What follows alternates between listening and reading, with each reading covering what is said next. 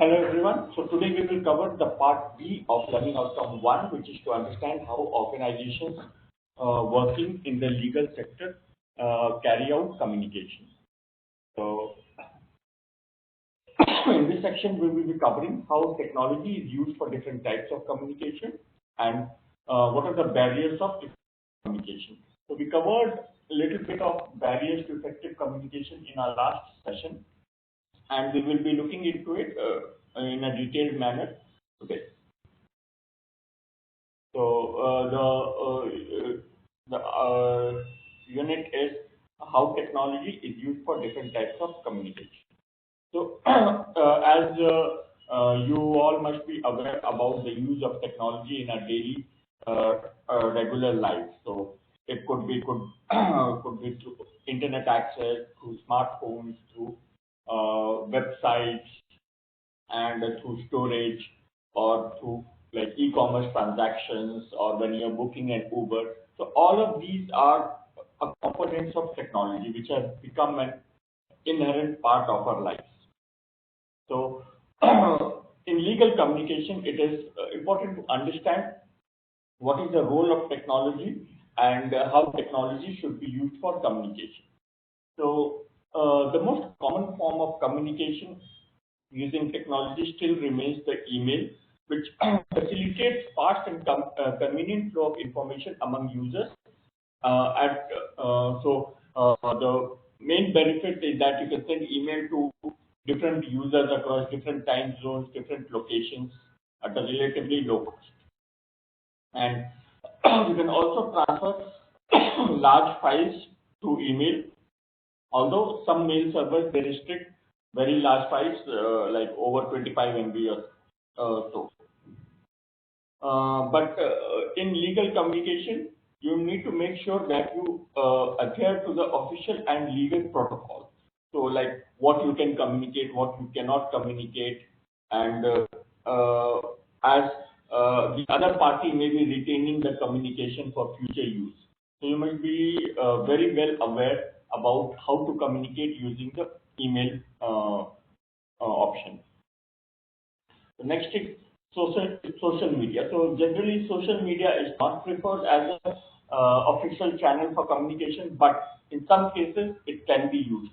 So it is used as an informal mode of communication, maybe a casual interaction between two individuals. However, social media can also be evidence for many cases. For example, if you see uh, some of the tax departments across different countries, they are deriving uh, information from social media. For example, if you are if you have a very low income, but if in your Facebook, if you are showing that you have traveled to international destinations and have went to exotic locations for vacations, then they might use that information against you as evidence. Like, okay, what is your source of the income? How have you gone to such places when you can barely afford a simple living in your own country? So that is one of the disadvantages of using social media. Then again, if you see, it also has implications in the financial world. In fact, it has major implications in the financial world. So Twitter is used very commonly to transmit information. Like it is considered as the fastest news source in the world. So if you see, uh, due to one tweet of Elon Musk, the company share prices they can fluctuate. Like recently, he also said that he bought Bitcoin, so because of that, the price of Bitcoin went up. But then again, there were some legal issues where the Securities and Exchange Commission they sue Elon Musk over misleading tweets. So this is one of the legal ramifications that he had to face, and so we must be aware that what can be the implications of such communication using the social media platform. So the next one is the audio or video conference that you can use uh, while communicating with other colleagues or a group of people or clients.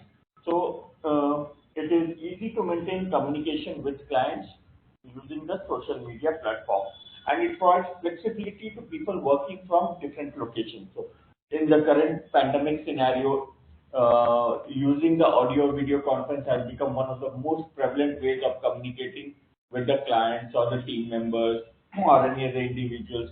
So this has gained really prominent currently. And then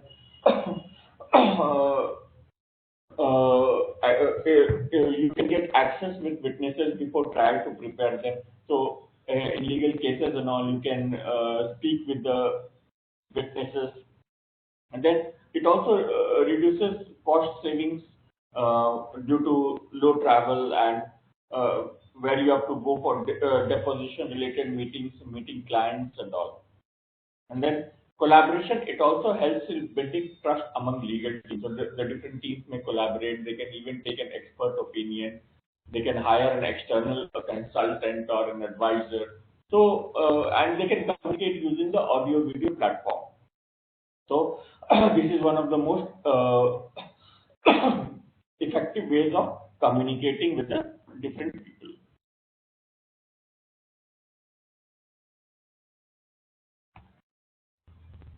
Then, in legal communication, you may also have seen that there are various legal service offerings on the mobile app or the website portals.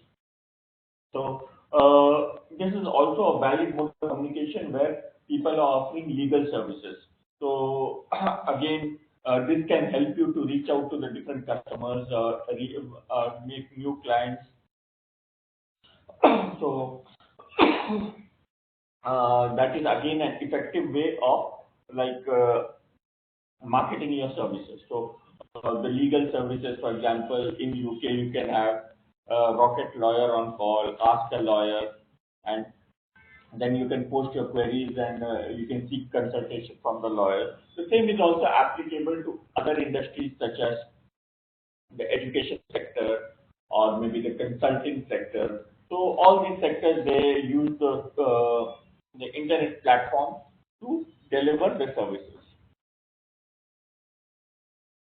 So again, the use of technology has the power to significantly transform the way businesses are carried out. So the next generation law firms, they will use the legal apps, the software, and uh, they will have a unique identity, the virtual interaction between the client. So you may not even meet your lawyer, and then you can get your services uh, through your mobile app. So that is the next generation law firms which they are integrating with their current services. So the technology has brought about a major transformation, and this will continue going forward. So next we look into like what are the barriers to effective communication. So like what we said that we had also discussed this earlier, and then we will have a look again in a detailed way. So some of the benefits of effective communication include the quick problem solving, strong decision making, productivity, better control, professional image.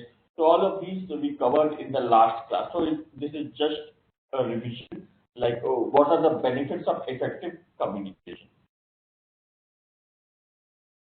And then for the barriers in effective communication, we also discussed like some of the main barriers such as distractions, the cultural issues, the discomfort with the topic or the language, or the lack of interest. So these are some of the barriers to effective communication. So this we have discussed. Now we will look ahead on how to address these barriers to effective communication. So the first one is the physical barriers. So physical barriers, it essentially relates to a disturbance in immediate situation which can interfere in the course of an effective communication. So it could be basically because of the noise outside your office, or basically it could be like closed office doors, the staff shortage, or maybe you have a very limited space when people they often come and knock at your door, or they want space, or they are sitting next to you, or it could be like outdated equipment. For example, the AC is making too much of noise, or maybe some other noise in your office environment. So the physical barriers are induced due to the nature of the environment. So how do you overcome physical barriers? So first of all is that you stay updated with latest technologies. For example, if you're using like Zoom or Join Me or Microsoft Teams for connecting with your clients, so you can like send them an invite, and so that you can make it very easy for them to connect. For example, in Zoom call, you can just send the link, the meeting ID and passcode, and they can join. Similarly, you can also choose a suitable place where you can communicate with your colleagues. For example, if the office is very small, you can go to a nearby cafe. But if the noise is too much, then you can select any other place, such as a library or maybe some other co-working space where you can go and discuss meetings with a client. Or you can even offer to go to the client's office and discuss the issues. Then you can remove obstacles from your site, such as encourage employees for open door conversations, availability, and motivation to them. So, for example, if the employees are not getting enough time with the senior management, so you can encourage open door policies for them. So, or you can have an open office where there are no cabins and all, and everybody sits basically in an open environment. So that will also facilitate easy conversation among the employees, and it it will help you to it will help the employees to motivate them that they can reach out to their superiors immediately. Then try to use face-to-face communication frequently, which means that verbal communication face-to-face is still the most effective way of communicating and conveying the message. So you can overcome the physical barriers by directly communicating face-to-face. Ensure visibility and audibility for the for both the parties, like for the person who's sending the message and for the person who is receiving the message. Then the next set of barriers is related to the organizational barriers. So it can arise due to poor organizational culture and climate, autocratic organizational culture where the employees do not have much say in what the management does. Then there are strict rules and regulations that you cannot talk loudly in office, you cannot go to meet your boss, you have to take a prior appointment. Then you have inadequate opportunities for growth and improvement. So basically, this is generally in a scenario where the organization culture does not support the growth of the employees. And then there is poor information dissemination, like only few people they get the information, whereas others are kept out of it. So this creates discontent and uncertainty and dissatisfaction among the employees. And then lack of organizational facilities. For example, the restroom areas are not clearly segregated, or I mean, there are not seating places, or the place is too crowded so that you can get some certain privacy while carrying out your work. So these are some of the examples of lack of organizational facilities, or basically organizational barriers in the organization. So how to overcome organizational barriers? So the first of all is to have a clear communication across all the levels. So an open communication policy needs to be encouraged by the senior management. Then there needs to be a well-defined organizational structure so that employees can know whom to contact, and even if they have to go a level above, they should know whom to contact with respect to their issues and all. Then you need to create a climate of trust and openness. So this can by like encouraging open door conversations, and by speaking with the employees regularly, the management ensures that the employees trust them, and accordingly, which will impact the employee engagement and uh, the commitment of employees towards the organization. Then encourage the use of multiple channels using formal and informal communication. So this means that even formal communication, you can send out organization-wide messages, and then you can organize like uh, group meetings, or even out of the office you can have lunch, or you can have certain events such as birthday parties, or gift for employees having anniversaries, for uh, creating an atmosphere of trust and collaboration. And then again, the issue of growth of employees can be uh, done by well-defined responsibilities and authorities across different levels. So this will also help the employees in identifying a clear career path for them.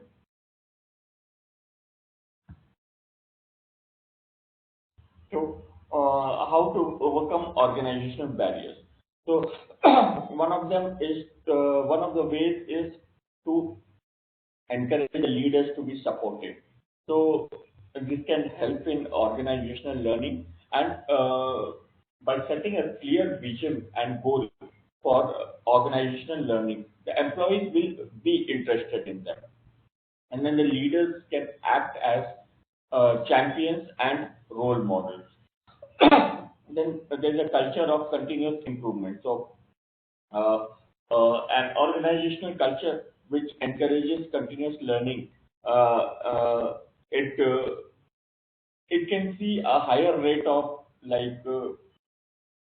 commitment from the employees, and they can also ensure that the employees' activities are aligned to the organization strategies and the values and beliefs of the organization.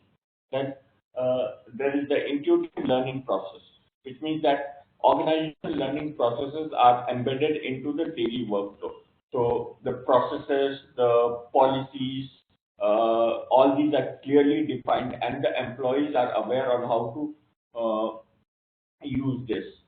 And then you can also use like technology platforms to carry out the different activities. For example, in an organization, if you have to claim expenses, so there should be a clear set of processes where you can submit your claims, and then it gets reimbursed after a time.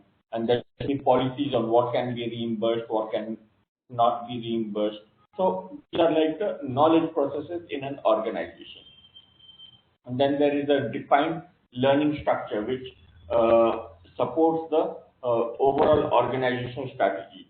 Also, the defined roles and responsibilities for capturing, distilling, and sharing knowledge is clearly defined so that the organization enhances on its learnings and experiences and creates more opportunities in the future.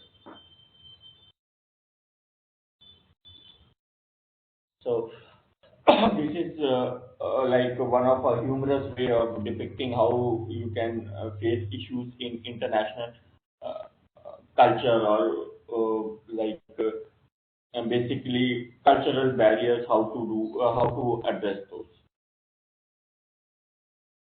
If you see, like in some cultures, you bend forward and then you greet people. Whereas in some cultures you shake hands. In some cultures, you fold your hands and greet people. So there are different cultural aspects which needs to be considered. For example, if you're traveling abroad, the culture is different in India, the culture is different in Middle East, the culture is different in Australia, the culture is different in Japan. So you need to be aware of the different cultural aspects when you are interacting with people outside your native country. So cultural barriers, it refers to the behavioral characteristics of a group of people, like how they have been brought up, what are the key cultural aspects. And the cultural barriers, they generally arise due to different cultural norms. So it can be related to the values, it can be related to the religious beliefs, and it can be due to the the behavior which has been passed on from the different generations. For example, when the Japanese say yes, it means yes, I'm listening. But in Americans, it means yes, I agree. So there's a difference between the two. So in Japanese, it means yes, I'm listening. I'm only listening, but I don't agree. The agreement is not yet provided. Whereas in Americans, yes means yeah, they agree. But many Americans take an informal approach towards their colleagues. So they refer to them by first names. Whereas uh, in many Asian cultures, you call your superiors sir or ma'am. So and calling them by first name by their junior colleagues may find it disrespectful. So how do you overcome cultural barriers? So the first step is to recognize that people come from diverse backgrounds within country, and the cultural aspects may be different due to the religion, due to the norms, due to the prior culture. Then for the employees, and cultural awareness program needs to be conducted if there are people working from different countries. Then the senior management should also encourage cross-cultural working in teams, which implies that you can get the diversity in your workforce. You can also get new ideas from the other team members based on their experience, based on their learning, based on their education system. So it is always good to encourage cultural working in teams. Then it provides adequate, relevant, and truthful information. Then one of the key aspects in overcoming the cultural barriers is to listen actively, which means that you should first understand what the other person is saying rather than just start formulating your own replies. So in most of the people today, they just listen to reply and not listen to the point of view of the other people. So that needs to be changed. And then find ways to bridge the culture gap. So it can be through informal ways, it can be through formal ways. So there are many ways through which you can bridge the cultural gap. Then there are language barriers. So the language barriers, these arise due to the inability to converse in a language which is interpreted by both sender and receiver. So like in our last class also, I have given an example of basically a French person writing a mail to a Chinese counterpart in French. So the Chinese person may not be fluent in French, he may not know French, and he might have to take extra effort to translate the content of the email. So that can be challenging when people converse in a language which is different by the sender and by the receiver. Again, the use of jargons may often lead to misinterpretation. Then, use of difficult or poorly explained words can result in communication confusion. So, if you're communicating in any language, make sure that you use a professional approach. For example, in English, you should have background to the context and then should explain what is your response. So, there should be a professional way of communicating through any official modes of communication. And then again, not being specific can result in poor interpretation by the listener or the audience. So if you're like beating around the bush or saying too many irrelevant things, the core essence of the message may get lost. So it is very important to be specific and what are your expectations from the communication. So how to overcome language barriers? So one of the ways is to speak slowly and clearly, which means that the audience, they understand it. Then you need to ask for clarification. So if you don't understand anything, you can just write back an email. Okay, I'm sorry, I did not get what you meant by this part. So that can always be done. Then you need to choose effective medium of communication. Like if you are uncomfortable writing a very long email to explain a simple topic, you can just pick up the phone and speak to that person, and then send an official email with a in a short form after the communication. And then avoid use of jargon, because it is like very wrong to assume that all the persons with whom you communicate with may have similar level of intellect as you. They may be educated higher than you, or they may be educated lower than you. So avoid use of jargon, use a plain and simple language, and then pay attention to pronunciation and accent. So, for example, the British people, they have a different accent. The Indian people, they have a different accent. The Nigerian people or the African people, they have a different accent. The Chinese people, they have a different accent. So you need to like focus on the pronunciation and what message they are trying to convey, and then again find ways to bridge the language gap. So that is all for today. If you have any questions, you can let me know.